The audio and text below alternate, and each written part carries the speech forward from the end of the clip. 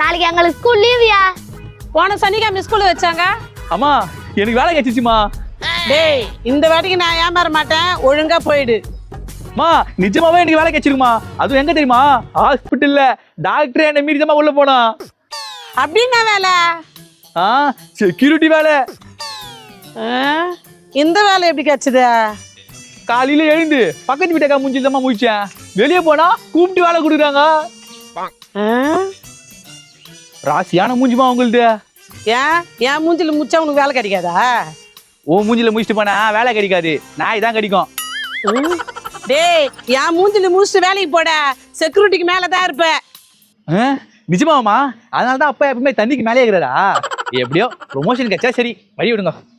The next day. அம்மா சீக்கிரமா முன்னாடி வாமா.